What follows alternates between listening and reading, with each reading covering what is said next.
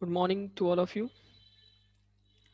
तो जैसा कि हम लोगों ने अपने लास्ट क्लास में लेक्चर 1 में हम लोगों ने डिस्कस कर लिया था डेफिनेशन, मीनिंग, कॉस्ट अकाउंटिंग के स्कोप, ऑब्जेक्टिव, नेचर, इन सब के बारे में हमने डिस्कशन किया था। और एक मोस्ट इंपॉर्टेंट चीज थी कॉस्ट, कॉस्टिंग, कॉस्ट अकाउंटिंग और कॉस्ट अकाउंटेंसी। इन चार चीजों के बारे में हम लोगों ने बहुत अच्छे से एलाबरेट कर लिया था। वीडियो जो आपकी है वो यूट्यूब पे अपलोड कर दी गई है। ठीक है, होमवर्क आपके ईआरपी पे है। वीडियो ईआरपी पे भी अगर कोई वहां से डाउनलोड करना चाहे तो कर सकता है, यूट्यूब पे देखना चाहे देख सकता है। लिंक भी शेयर कर दिया गया है व्हाट्सएप पर, सारी वीडियोस की उसी तरह शेयर की जाएंगी। अब हम लोग आगे की बात करते हैं जो आज हमें डिस्कस करना है। आज हमें दो चीजें डिस्कस करनी है। एक तो सबसे पहली चीज एलिमेंट ऑफ कॉस्ट, और दूसरा टाइप्स ऑफ कॉस्ट। एलिमेंट और टाइप।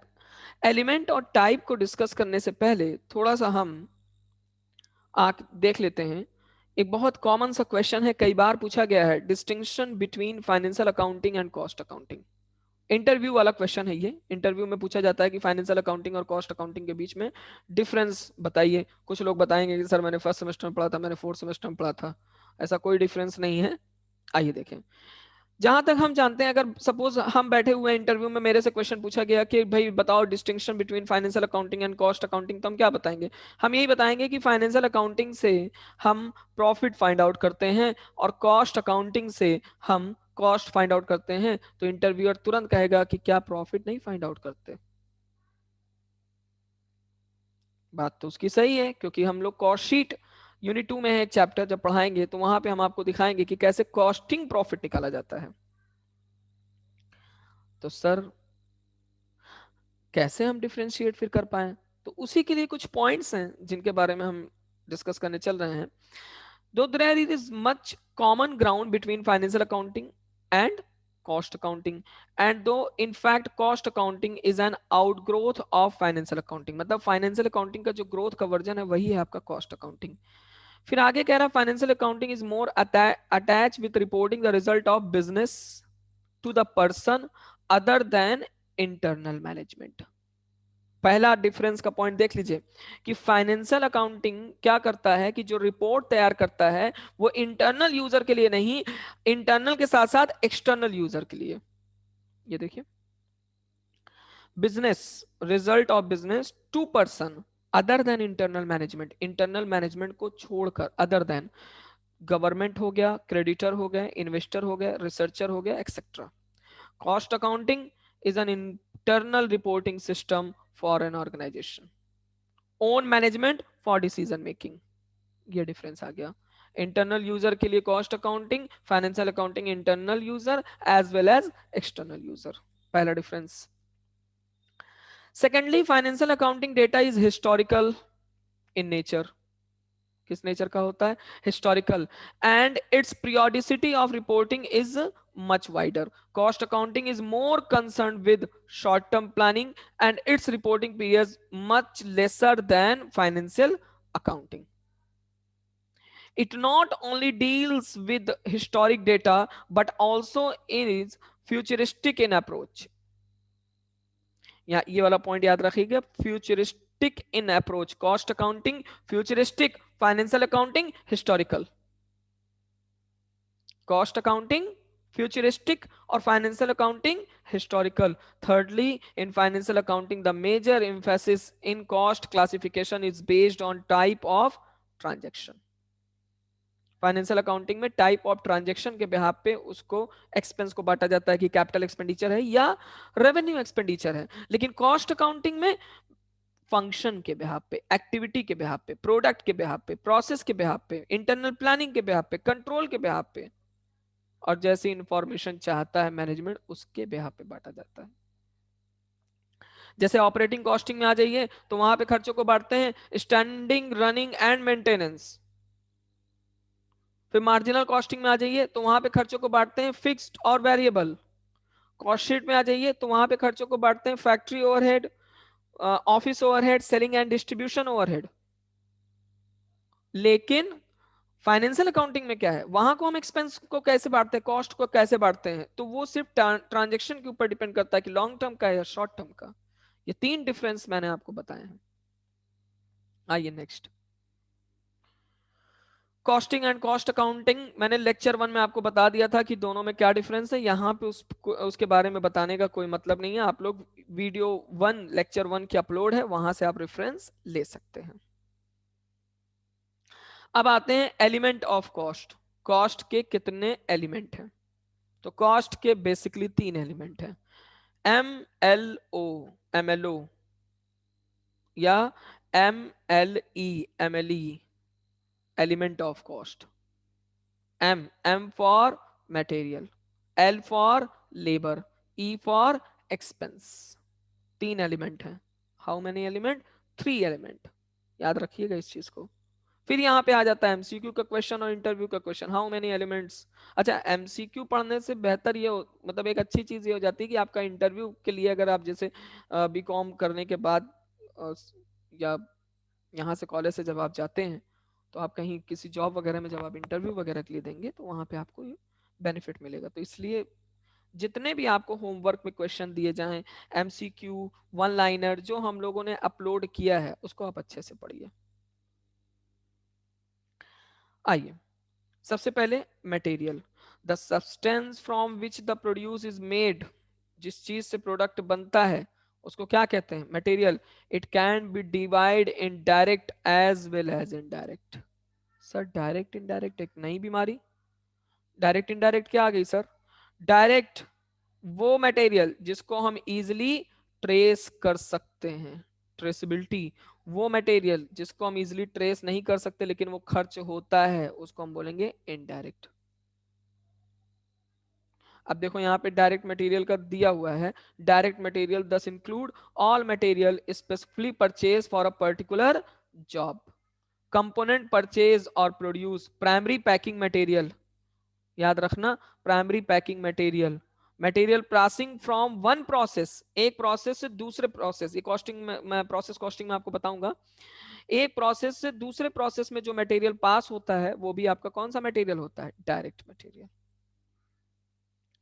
अब आ जाइए इनडायरेक्ट मटेरियल पे।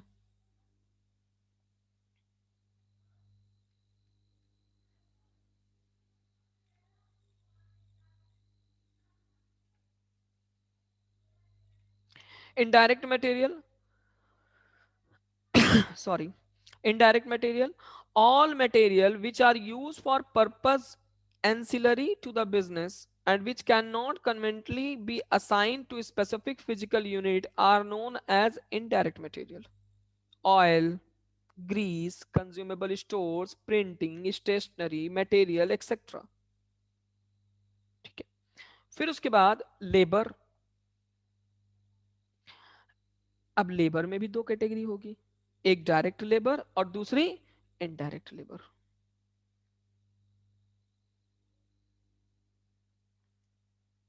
who are engaged in the production process and whose time can be conveniently and economically traceable, direct हो गए। incidental to goods produce or service provide is called indirect labor, indirect wages, in short wages which cannot be directly identified with the job। जो directly identify with the job direct, और जो identify नहीं किया जा सकता indirect, लेकिन ये labor होता जरूर है, खर्च जरूर होता है। These are expense which can be directly, conveniently and wholly identifiable with a job। Particularly ये मान के चलो कि लेबर और एक्सपेंस के साथ एक चीज ध्यान रखना कि अगर आप उसको जॉब के साथ आइडेंटिफाई कर लेते हो तो डायरेक्ट, और अगर आप उसको जॉब या प्रोडक्ट के साथ आइडेंटिफाई नहीं करते हो लेकिन वो खर्च होता है, तो वो आपका हो जाएगा इनडायरेक्ट। ठीक है, फिर उसके बाद आते हैं नेक्स्ट। तो ये आपके एलिमेंट्स हुए अभी। अब आते हैं ओवरहेड्स। ओवरहेड क्या होता है, द टर्म ओवरहेड, ये बार बार, ये पूरी कॉस्ट अकाउंटिंग में बार बार ये एक वर्ड यूज किया जाएगा, ओवरहेड ओवरहेड ओवरहेड। तो आप देख लीजिए कि ओवरहेड होता क्या है। The term overhead include indirect material, indirect labour, indirect expense explained in the preceding paragraph, जो कि हम लोगों ने पहले आपको बता दिया है। ओवरहेड में be incurred in factory, office, selling and distribution department या किसी डिवीजन में। दस ओवरहेड में be of three type. Overhead कितने टाइप के होते हैं? तीन टाइप के। Element of cost, element of cost कितने टाइप के? तीन। कौन कौन से? MLE। Element types of overhead, types of overhead कितने टाइप के? तीन। कौन कौन से? FOS, factory, office, selling. Selling and distribution को एक ही साथ यूज करते हैं, कहीं कहीं पे अलग भी कर लेते हैं। अब क्लासिफिकेशन ऑफ ओवरहेड, ओवरहेड को हम कितने पार्ट में बांटते हैं? तो ओवरहेड, एक तो डायरेक्ट ओवरहेड हो गया, तो चला गया प्राइम कॉस्ट में। फैक्ट्री ओवरहेड का इनडायरेक्ट वाला पार्ट, ऑफिस ओवर का ओवरहेड का इनडायरेक्ट वाला पार्ट, और सेलिंग एंड डिस्ट्रीब्यूशन ओवरहेड का इनडायरेक्ट वाला पार्ट। सर डायरेक्ट वाला पार्ट कहाँ जा रहा है? बेटा डायरेक्ट वाला पार्ट प्राइम कॉस्ट में जा रहा है, मटेरियल, लेबर और एक्सपेंस में। ठीक है। अब ये हमने ओवरहेड को बांटा। ओवरहेड को बांटने के बाद अब क्या है भाई? Cost classification by time, time के बिहाफ पे। तो टाइम के बिहाफ पे दो है, एक तो है हिस्टोरिकल कॉस्ट और दूसरा है प्री डिटरमाइंड कॉस्ट। टाइम के बिहाफ पे दो पार्ट में बांटा है, पहला है हिस्टोरिकल और दूसरा है प्री डिटरमाइंड।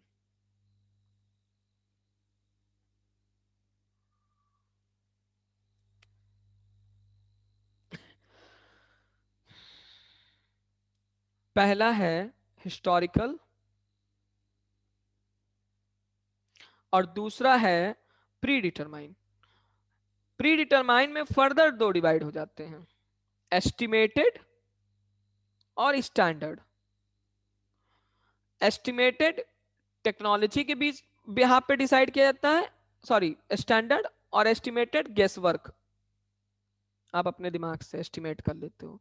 हिस्टोरिकल क्या होता है, प्री डिटरमाइंड क्या होता है, अब आइए उसके बारे में डिस्कशन करते हैं। Historical cost, these cost are computed after they are incurred. Such costs are available only after the production of a particular thing is over. Historical cost कब होता है भाई? जब आपका प्रोडक्शन कंप्लीट हो जाता है। अब आते हैं प्री डिटरमाइंड कॉस्ट, जिसको हम पहले से डिटरमाइन किए रहते हैं। These cost are computed in advance of production, पहले से ही हम डिसाइड किए रहते हैं कि हमारी इतनी कॉस्ट लगेगी। तो इसमें भी दो पार्ट इन्होंने किया है, एक है एस्टिमेटेड और दूसरा है standard. Estimated cost are based on lot of guess work. इसकी एक खामी होती है, less accurate as only past experience is taken. अब आते हैं standard cost. Standard cost is predetermined cost based on a technical estimate for material, labour and other expense for a selected period of time and for a prescribed set of working condition. It is more scientific in nature and object is to find out what the cost should be.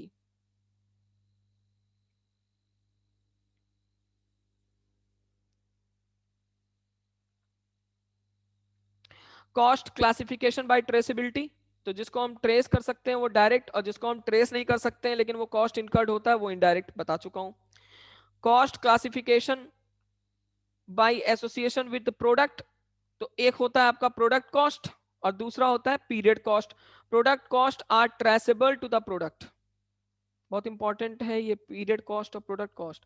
Product cost are traceable to the product, जो product के साथ लगता है, and include direct material, direct labour and manufacturing overhead, these are the product cost.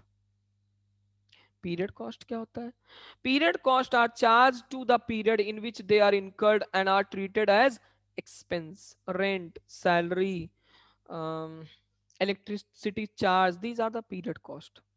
क्योंकि इनके देखो rent बगैर space के आप प्रोडक्शन कर नहीं सकते, तो आपको स्पेस तो चाहिए चाहिए।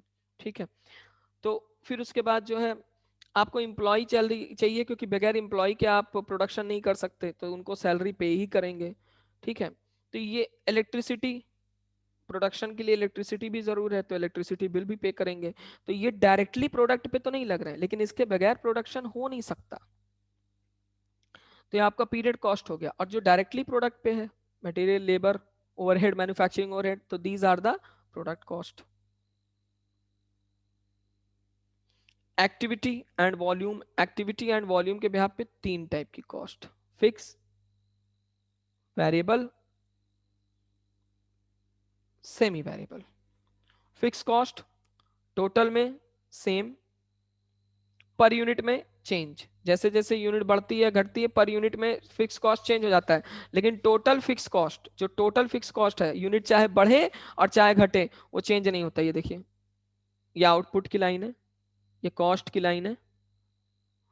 वेरिएबल कॉस्ट, जैसे जैसे आउटपुट बढ़ता जाता है वैसे वैसे कॉस्ट बढ़ती जाती है, लेकिन पर यूनिट सेम होती है, पर यूनिट में कोई चेंजेस नहीं होता। याद रखना, per unit variable cost is same and per unit fix cost is change. Total में fix cost same and variable cost change. Semi variable cost क्या होती है भाई, एक सर्टेन लेवल तक फिक्स, फिर वेरी कर जाती है। तो एक्टिविटी या वॉल्यूम के बिहाफ पे तीन टाइप की कॉस्ट हो गई। पहला हो गया फिक्स, ये नोट्स मैंने आपके ईआरपी पे डाल दिया, वहां से आप ले सकते हैं और देख सकते हैं और पढ़ सकते हैं। ठीक है, और तीसरा हो गया आपका वेरिएबल।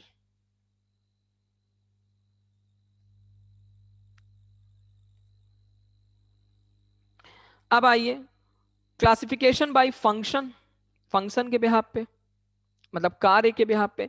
तो फंक्शन के बिहाफ पे एक हो गया मैन्युफैक्चरिंग, एक हो गया मैन्युफैक्चरिंग या फैक्ट्री, फैक्ट्री कर लो, एक हो गया एडमिनिस्ट्रेशन या ऑफिस, एक हो गया सेलिंग, एक हो गया डिस्ट्रीब्यूशन। कहीं कहीं पे सेलिंग एंड डिस्ट्रीब्यूशन को एक साथ करते हैं, कहीं कहीं पे सेलिंग को अलग कर देते हैं और डिस्ट्रीब्यूशन को अलग कर देते हैं, क्योंकि सेलिंग एक अलग चीज हो गई, डिस्ट्रीब्यूशन एक अलग चीज हो गया। पैकिंग मटेरियल वगैरह डिस्ट्रीब्यूशन या पैकिंग या कैरेज वगैरह डिस्ट्रीब्यूशन में आ जाएगा, शोरूम रेंट वगैरह आपका सेलिंग में आ जाएगा, सेल्स मैनेजर एक्सपेंस वगैरह सब सेलिंग में आएगा।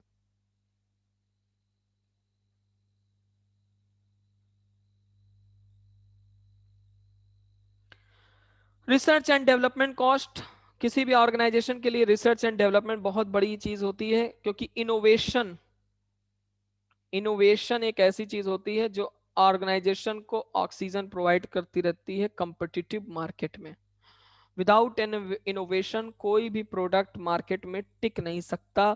एग्जाम्पल के तौर पे पराग एंड अमूल, अमूल कंपनी के जो संस्थापक थे उनका नाम था वर्गीस कुरियन, जो कि श्वेत क्रांति, दुग्ध क्रांति, मिल्क रिवोल्यूशन के फादर माने जाते हैं। ठीक है, उन्होंने जब अमूल को स्टैब्लिश करना था, आनंद, आनंद बोलते हैं, लिखते आनंद हैं, Anand milk union limited, that is the full form of Amul. जब उनको अमूल फॉर्म करना था तो उन्होंने किसको ध्यान में रखा पता है, पराग, क्योंकि पराग अमूल से पहले स्टैब्लिश थी और बहुत बेहतर स्थिति में चल रही थी। आज सोचिए, पराग के प्रोडक्ट को आप उंगलियों पे गिन सकते हो, इनोवेशन नहीं है इनके यहाँ, वही जो पुराना ढर्रा चला आ रहा है वही चला आ रहा है। अमूल एक मल्टीनेशनल ब्रांड बन गया, जितना डिमांड इंडिया में नहीं उससे ज्यादा डिमांड वर्ल्ड में है। तो इनोवेशन बहुत जरूरी होता है, इनोवेशन के लिए रिसर्च एंड डेवलपमेंट की कॉस्ट खर्च की जाती है किसी पर्टिकुलर प्रोडक्ट पर।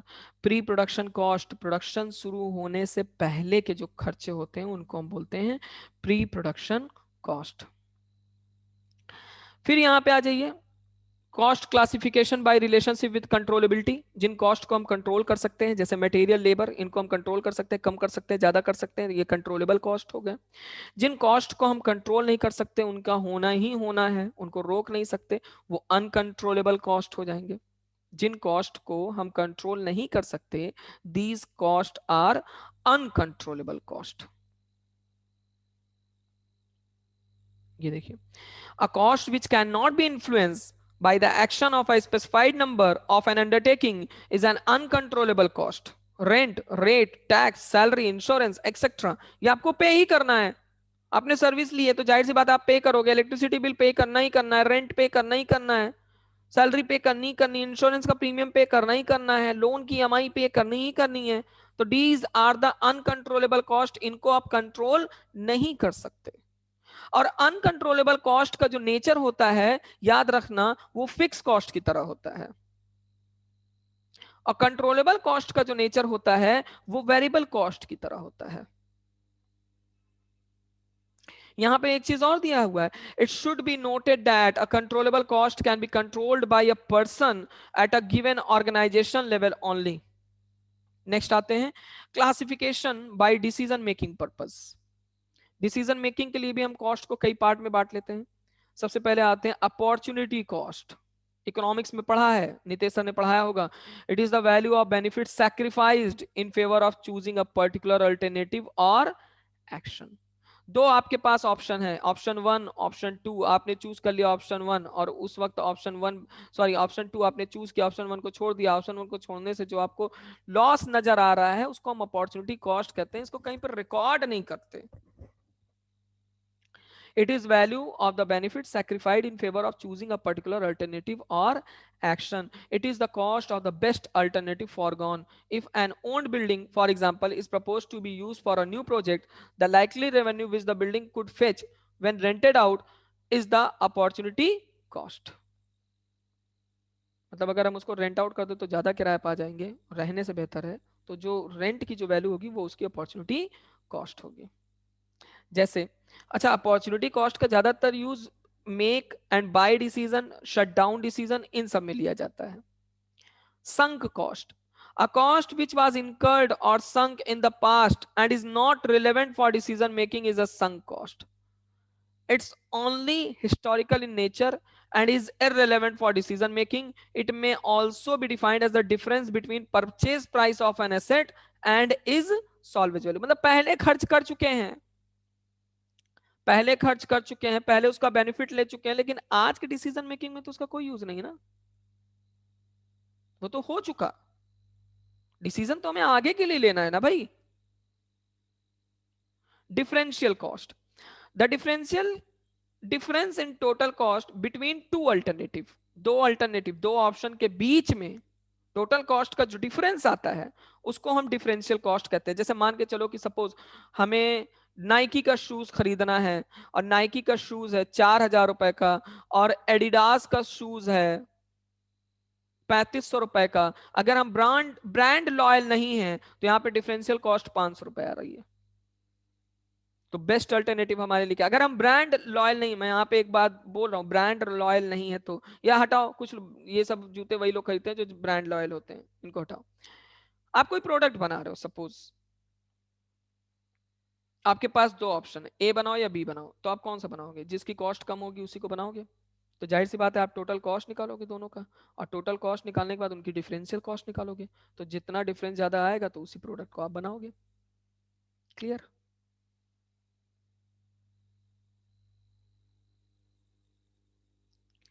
Joint cost, whenever two or more products are produced out of one and the same raw material or process, the cost of material purchase and processing are called joint cost.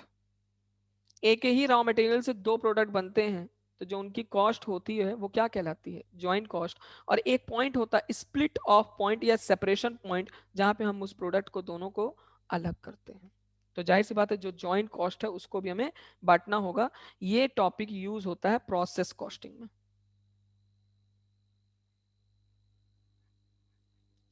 फिर आते हैं common cost.